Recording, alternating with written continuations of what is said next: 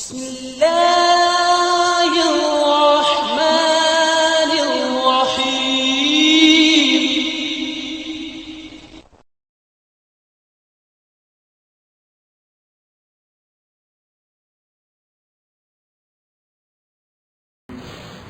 قل إن كنتم تحبون الله فاتبعوني يحببكم الله ويغفر لكم ذنوبكم والله غفور رحيم.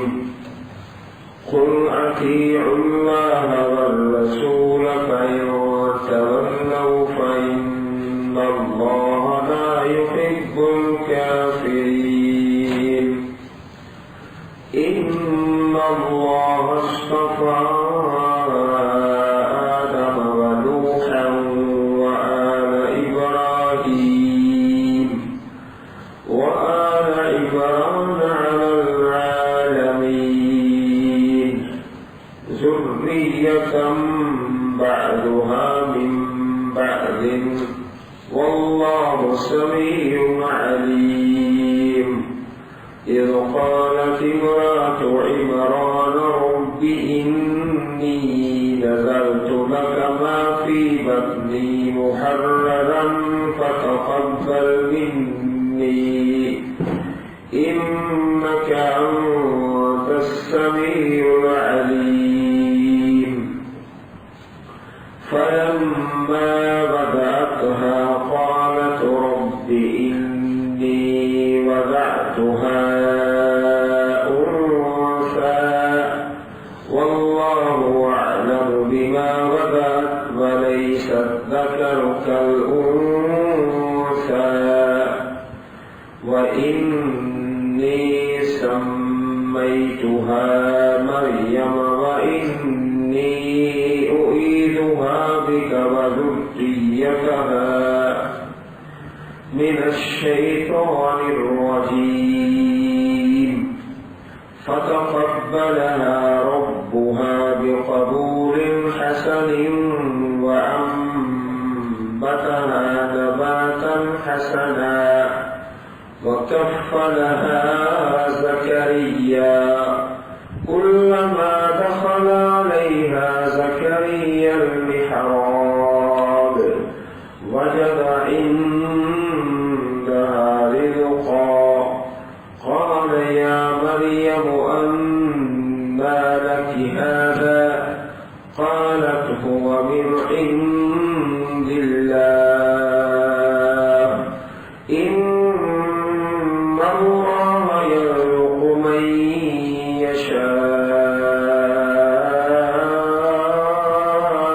بغير حساب. قل إن كنتم تحبون الله کہہ دیجئے اے میرے پاک پیغمبر صلی اللہ علیہ وسلم اگر تم محبت کرتے ہو اللہ تعالیٰ سے فاتبعونی پس میری اتباع کرو میری پیروی کرو یحببکم اللہ اللہ تعالیٰ تم سے محبت فرمائے گا وَيَغْفِرْ لَكُمْ ذُنُوبَكُمْ اور معاف کرے گا تمہارے لیے تمہارے گناہ واللہ غفور الرحیم اور اللہ تعالیٰ بہت زیادہ بخشنے والا بہت رحمت فرمانے والا ہے. محبت کے دعوے دار بہت تھے اور ہیں، یہود بھی نصارہ بھی سب ہم اللہ تعالیٰ کے چہیتے ہیں پیارے ہیں مقرب ہیں. کوئی اللہ تعالیٰ کا بیٹا اپنے آپ کو کہہ رہا ہے. اللہ جل شانہ نے ایک معیار اور ایک کسوٹی مقرر فرما دی. خالی دعوے سے بات نہیں بنتی، دعویٰ اس کا سچا ہوگا جو محمد رسول اللہ صلی اللہ علیہ وسلم کی پیروی کرے گا، اس کی بات بھی سچی ہے، اس کا دعویٰ بھی سچا ہے، اور اس کی محبت بھی سچی ہے، اور اگر اتباع نہیں، اطاعت نہیں، بات بھی اس کی غلط ہے، دعویٰ بھی جھوٹا ہے، کامیابی بھی کوئی نہیں۔ ساری کائنات کے انسانوں کے لیے اس آیت کریمہ میں ایک معیار مقرر ہو گئے، اگر تم اللہ پاک سے محبت کرتے ہو فاتبعونی، میری اتباع کرو۔ ایک لفظ ہے اتباع اور دوسرا ہے اطاعت۔ اطاعت کا لفظ اللہ تعالیٰ کے لیے بھی قرآن مجید میں آئے گا اور نبی کریم صلی اللہ علیہ وسلم کے لیے، اور اتباع کا لفظ صرف نبی رحمت صلی اللہ علیہ وسلم کے لیے، اللہ تعالیٰ کے لیے یہ لفظ نہیں بلکہ وہاں اطاعت کا لفظ ہے۔ اب جب ہم اتباع کریں گے پیارے رسول صلی اللہ علیہ وسلم کی، تو اللہ پاک دو انعام فرمائیں گے۔ پہلا انعام یحببکم اللہ، اللہ تم سے محبت کرے گا۔ پہلے انسان محب ہے، محب اللہ تعالیٰ سے محبت کرنے والا، اور جب اتباع کرے گا تو پھر محبوب بن جائے گا، محب سے پھر وہ محبوب بن جائے گا۔ دوسرا فائدہ وَيَغْفِرْ لَكُمْ ذُنُوبَكُمْ، اللہ تعالیٰ تمہارے گناہ معاف فرما دے گا۔ واللہ غفور الرحیم، اور اللہ تعالیٰ بہت زیادہ بخشنے والا، رحمت فرمانے والا ہے۔ قل، کہہ دیجیے، اعلان کر دیجیے، اطیعوا اللہ والرسول، اطاعت کرو اللہ تعالیٰ کی اور رسول اکرم صلی اللہ علیہ وسلم کی۔ فَإِن تَوَلَّوْا، بس اگر وہ پھر جائیں، پس بے شک اللہ تعالیٰ لا يحب الکافرین، نہیں محبت کرتا کافروں سے۔ یہاں پر ایک بات خود بخود سمجھ آ رہی ہے کہ جو اللہ تعالیٰ کی اطاعت نہیں کرتا، رسول اکرم صلی اللہ علیہ وسلم کی اطاعت نہیں کرتا، وہ کافر ہے۔ اللہ پاک کافروں سے محبت نہیں فرماتا، یہ بات خود بخود سمجھ آ رہی ہے۔ الرسول، نبی علیہ الصلوۃ والسلام کی ہر بات واجب الاتباع ہے۔ کچھ لوگوں نے یہ بات بنا رکھی ہے کہ جو حدیث قرآن پاک کے مطابق ہو وہ تسلیم کر لیں، جو قرآن مجید کے مطابق نہ ہو وہ تسلیم نہ کریں۔ یہ بات ہی غلط ہے۔ ہر وہ حدیث جو صحیح اور حسن ہے، پیارے پیغمبر سے ثابت ہے، وہ قرآن پاک کے مطابق ہی ہوتی ہے۔ اس میں جو حکم ہوتا ہے قرآن مجید کے مطابق ہوتا ہے یا ایک زائد حکم ہوتا ہے۔ جو حکم قرآن پاک میں نہیں ہے وہ حدیث پاک میں موجود ہے۔ کوئی حدیث ایسی نہیں جو قرآن پاک کے مخالف ہو۔ یہ غلط لوگوں نے بنا رکھا ہے کہ جو حدیث قرآن مجید کے خلاف ہے وہ چھوڑ دے، ہے ہی وہی۔ الرسول، اللہ تعالیٰ کی اطاعت بھی لازم ہے اور رسول اکرم صلی اللہ علیہ وسلم کی اطاعت بھی لازم ہے۔ ان اللہ اصطفیٰ آدم، بے شک اللہ پاک نے چن لیا آدم علیہ السلام کو۔ اصطفیٰ ماضی کا صیغہ ہے، اسی سے مصطفیٰ، چنا ہوا، چنا ہوا۔ ونوحًا، حضرت نوح علیہ السلام کو چنا، آل ابراہیم کو وآل عمران علی العالمین، جہان والوں پر۔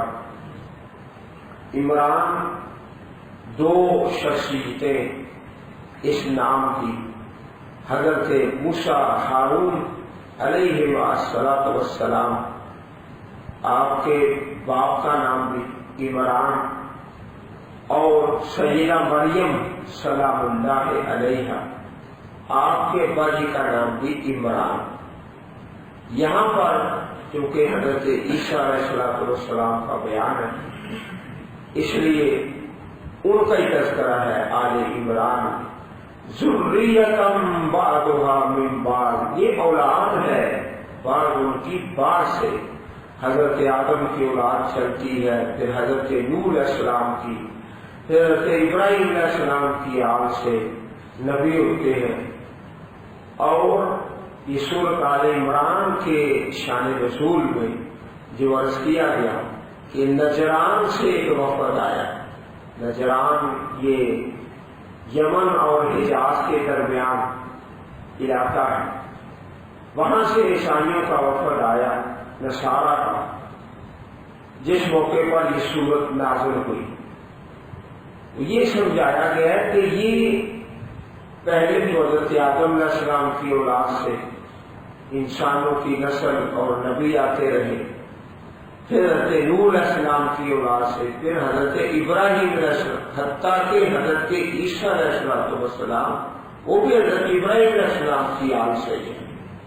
تو وہ اللہ نہیں جناب عیسیٰ علیہ السلام، نہ اللہ کے بیٹے بلکہ اللہ کے بندوں کی اولاد میں سے۔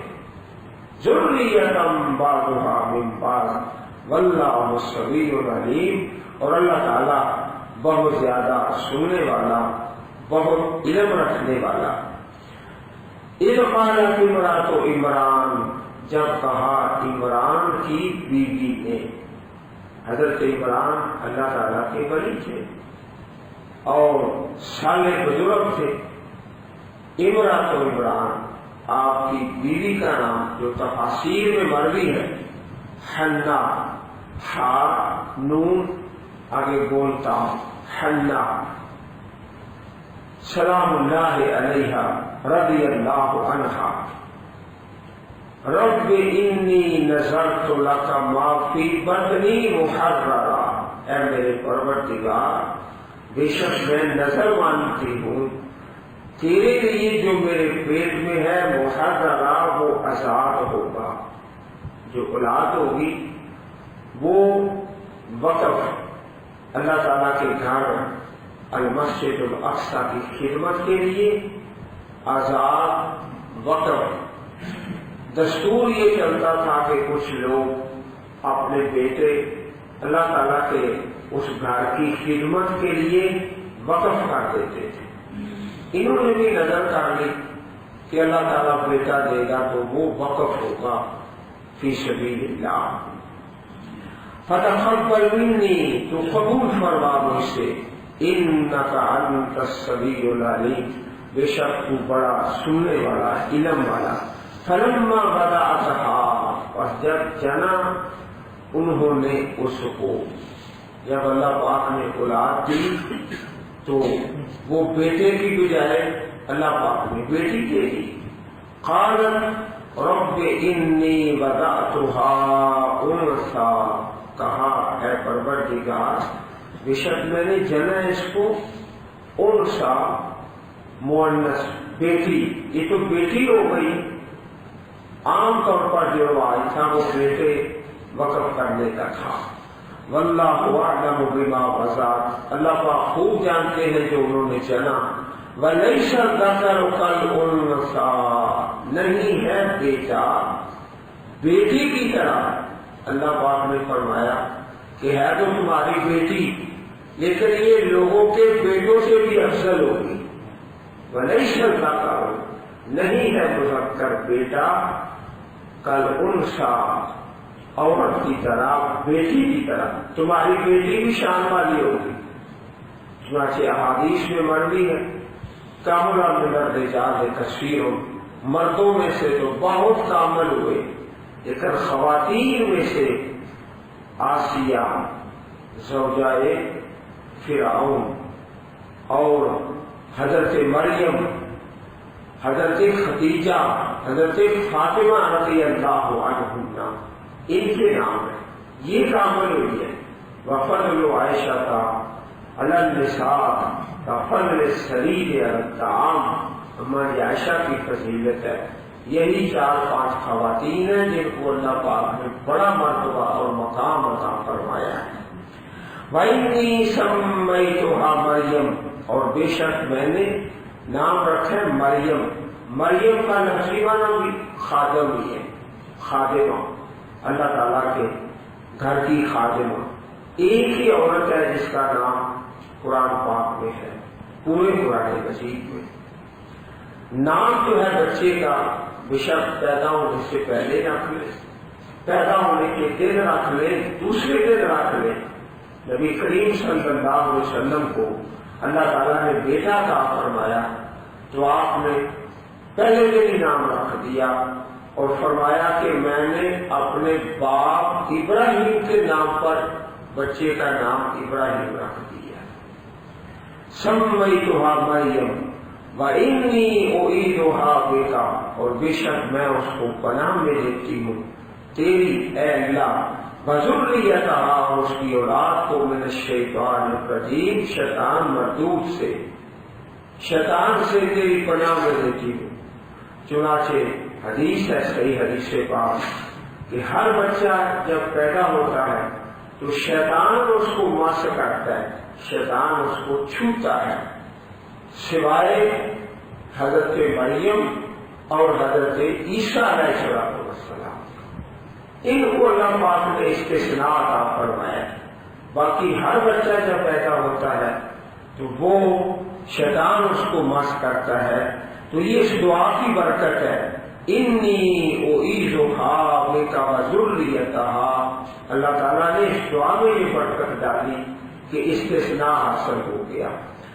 فتقبلها ربها بقبول حسن وأنبتها نباتا حسنا. قبول کیا اللہ تعالیٰ نے، پروردگار نے اچھے طریقے سے قبول کرنا اور پرورش کی نباتا حسنا، اچھے طریقے سے. انبتها یہ ماضی کا صیغہ ہے، اگر اس کو امر کا صیغہ بنا لے، انبتھا، انبتھا، تو پھر یہ دعا بن جاتی ہے اپنی اولاد کے لیے. یہ بہترین دعا ہے، اللہم انبتھا نباتا حسنا، یا اللہ میری اولاد کی پرورش اچھی فرما دے. یہ بڑی خوبصورت دعا ہے جو قرآن پاک میں ہے. وَكَفَّلَهَا زَكَرِيَّا، اور کفیل بنایا حضرت مریم کا، جناب زکریا علیہ السلام کو، جو اس وقت اللہ تعالیٰ کے نبی بھی تھے، حضرت مریم کے خالو بھی تھے اور اللہ تعالیٰ کے گھر کے خادم بھی تھے. زکریا کلما دخل علیہا زکریا المحراب، جب بھی داخل ہوئے ان پر حضرت زکریا علیہ السلام محراب میں. تو یہاں پر محراب سے مراد یہ محراب نہیں ہے جہاں امام صاحب جماعت کے لیے کھڑے ہوتے ہیں. یہاں محراب سے مراد کمرہ ہے جسے ہم حجرہ کہتے ہیں. عبادت کے لیے، خاص لوگوں کی عبادت کے لیے اللہ تعالیٰ کے گھر سے اوپر اونچی جگہ پر کمرے بنائے جاتے، جیسے کہ اعتکاف لوگ کرتے ہیں اللہ کے گھروں میں. تو یہاں محراب سے مراد الگ ایک کمرہ ہے جو عبادت کے لیے مخصوص ہے، خاص لوگوں کی عبادت کے لیے. اصل یہ لفظ نکلا ہے حربون سے. حربون کا معنی ہے جنگ، جنگ. تو محراب میں جنگ ہے شیطان کے خلاف، شیطان کے خلاف جنگ ہو رہی ہے، عبادت ہے، ریاضت ہے. وَجَدَ عِندَهَا رِزْقًا، پایا ان کے پاس رزق. رزق یہ کرامت ہے، پھل ہے، میوے ہے. کہاں سے؟ یہ اللہ تعالیٰ اپنے نیک بندوں کی کرامتیں دکھاتا ہے. اللہ تعالیٰ کے نبیوں کے معجزات اور صالحین کی کرامات. معجزہ جو ہے اللہ تعالیٰ کے حکم سے ہوتا ہے. جب اللہ پاک چاہے جہاں چاہے اور جس طرح چاہے. اسی طرح کرامت ہے. اللہ تعالیٰ کے نیک ولیوں کی کرامتیں ہوتی ہیں، وہ اللہ پاک کے اختیار میں ہوتی ہے. احادیث میں باقاعدہ باب ہوتا ہے باب الکرامات. اللہ تعالیٰ کے ولیوں کی کرامتیں، صحابہ کی کرامتیں بہت زیادہ ہیں، تابعین کی کرامات بہت زیادہ ہیں. تو یہ بھی ایک کرامت ہے. معجزہ کسی نبی کے اختیار میں نہیں ہوتا، کرامت کسی ولی کے اختیار میں نہیں ہوتی، وہ اللہ تعالیٰ کے اختیار میں ہوتی ہے. وجد عندها رزقا قال یا مریم انا لک ھذا، اے مریم یہ رزق کہاں سے ہے، یہ پھل میوے. قالت هو من عند اللہ، یہ اللہ کی طرف سے ہے، اللہ کی طرف سے. یہ کرامت ہے. ان اللہ یرزق من یشاء بغیر حساب، بے شک اللہ تعالیٰ رزق دیتا ہے جس کو چاہتا ہے بغیر حساب کے. حضرت خبیب رضی اللہ تعالی عنہ مکہ مکرمہ میں قیدی بنا کر لائے گئے کفار کے ہم، تو آپ کو جکڑا گیا، باندھا گیا. باوجود اس کے جس گھر میں آپ قیدی تھے حضرت خبیب رضی اللہ تعالی عنہ، اس گھر کی عورت بیان کرتی ہے کہ ہم نے دیکھا کہ حضرت خبیب کے ہاتھ میں انگوروں کا گچھا ہے، انگور کھا رہے. مکہ مکرمہ میں اس وقت کوئی انگور نہیں تھا، کسی کے پاس اس قسم کا میوہ نہیں تھا، لیکن حضرت خبیب کے پاس موجود تھے. وہ کہاں سے آئے؟ اللہ تعالیٰ کی طرف سے. ان اللہ یرزق من یشاء بغیر حساب ہنالک دعا زکریا ربہ، وہی دعا کی حضرت زکریا علیہ السلام نے اپنے پروردگار سے. جب آپ نے دیکھا کہ بے موسم پھل اور میوے سیدہ مریم کے پاس سلام اللہ علیہا رضی اللہ عنہا، تو وہیں پہ دعا شروع کر دی کہ ٹھیک ہے میں بوڑھا ہوں، میری بیوی بانجھ ہے، تو اللہ تعالیٰ بے موسم پھل دے سکتا ہے تو بے موسمی اولاد بھی دے سکتا ہے. خاص وہ مقام جو دعا کی قبولیت کے ہیں ان میں سے ایک یہ ہے کہ جب کسی کے پاس ہم نعمت دیکھیں، نعمت اللہ تعالیٰ نے ایک بندے کو دی ہے، تو پھر اپنے لیے بھی دعا شروع کر دیں. حسد نہیں کرنا، دعا شروع کر دیں. اللہ احکم الحاکمین نے کسی انسان کا کو نعمت فرمائی ہے تو اس نعمت کو دیکھ کر دعا کرنا یہ دعا کی قبولیت کا خاص مقام ہے. جیسے جناب زکریا علیہ السلام نے ہنالک وہیں پھر دعا شروع کی. قال رب ہب لی، کہا اے میرے پروردگار تو عطا فرما مجھے من لدنک ذریۃ طیبہ، اپنی طرف سے اولاد پاکیزہ، پاک، نیک، صالح. انک سمیع الدعاء، بے شک تو دعاؤں کو سننے والا ہے. فنادته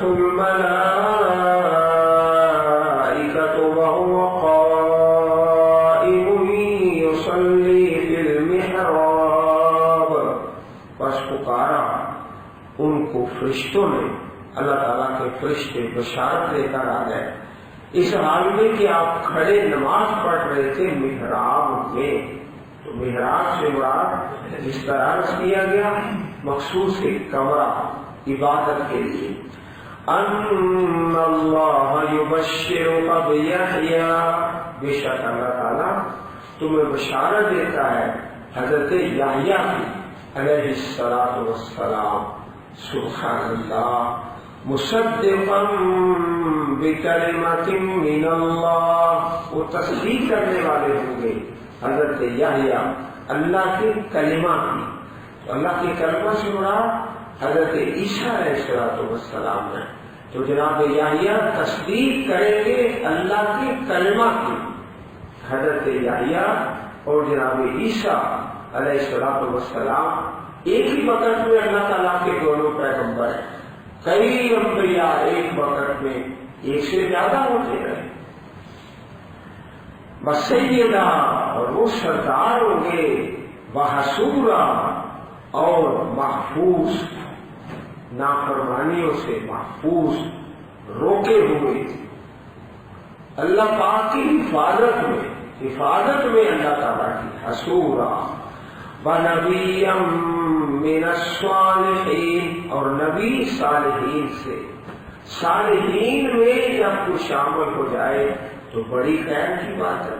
اللہ تعالیٰ کے بہت سارے نبی یہ دعائیں کیا کرتے تھے، اللہ ہمیں صالحین میں شامل فرما دے، توفنی مسلمہ وألحقنی بالصالحین۔ حضرت یوسف علیہ السلام کی دعا ہے، حضرت سلیمان علیہ السلام کی دعا، وأدخلنی برحمتک فی عبادک الصالحین، اللہ اپنی رحمت سے اپنے سارے بندوں میں شامل فرما دے۔ قال رب أنا يكون لي غلام وقد بلغني الكبر، کہا حضرت زکریا علیہ السلام نے، اے میرے پروردگارا، أنا يكون لي غلام، کیسے ہوگا میرے لیے بیٹا، لڑکا، اور میں پہنچ چکا ہوں بڑھاپے کو، وامرأتی عاقر، میری بیوی باندھ ہے۔ قال، کہا اللہ پاک نے، کذالک اللہ یفعل ما یشاء، اسی طرح اللہ تعالیٰ کرتا ہے جو چاہتا ہے، اللہ پاک چاہے تو جو فیصلہ ہے اس کو نافذ فرما دے۔ قال رب اجعل لی آیہ، کہا اے میرے پروردگار میرے لیے بنا دے کوئی نشانی، کوئی علامت۔ جب یہ بشارت ملی تو پھر علامت کا مطالبہ کر دیا تاکہ مزید اس میں عین الیقین حاصل ہو جائے۔ قال، فرمایا اللہ پاک نے، آیت پر نشانی یہ ہے، اللہ تکلم الناس ثلاثۃ ایام، کہ نہیں تم کلام کر سکو گے لوگوں سے 3 دن، الا رمزا، مگر اشارے سے بات کرو گے اور اپنی زبان سے اللہ پاک کی تسبیح اور حمد بیان کرو گے، لیکن لوگوں سے کلام نہیں کرو گے۔ وَاذْكُرْ رَبَّكَ كَثِيرًا، اور ذکر کرو اپنے پروردگار کا، کثیرا، کثرت کے ساتھ، کثیر، اور خاص کر ان 3 دنوں میں جب لوگوں سے بھی بات نہیں کرنی تو بڑا موقع ہے، وقت فارغ ہے، تو اللہ پاک کی تسبیح ہر حال میں اور ان 3 دنوں میں زیادہ کرو۔ وَاذْكُرْ رَبَّكَ كَثِيرًا، کثیر کا لفظ یاد رکھنے والا ہے، کثیرا، ہم تھوڑا بہت تو اللہ تعالیٰ کا ذکر کرتے ہیں، آپ بھی اور ہمیں بھی اللہ تعالیٰ جتنی توفیق دیتا ہے، لیکن کثیر ہو جائے تو بڑی خیر کی بات ہے۔ کثیرا وسبح بالعشی والابکار، اور تسبیح پڑھو اللہ تعالیٰ کی بالعشی، شام کو، پچھلے پہر شام کو، والابکار، اور صبح، ابکار صبح کے وقت اور شام کے وقت اللہ تعالیٰ کی تسبیح بیان کرو۔ اگلے رکوع میں بھی یہی واقعہ بیان اللہ احکم الحاکمین نے اگلے رکوع میں بیان فرمایا ہے۔ جس طرح عرض کیا گیا کہ سورۃ البقرہ میں جو زیادہ بیان ہے وہ یہود کے متعلق ہے، اور سورۃ آل عمران میں جو زیادہ تر بیان ہے وہ نصارہ کے متعلق ہے۔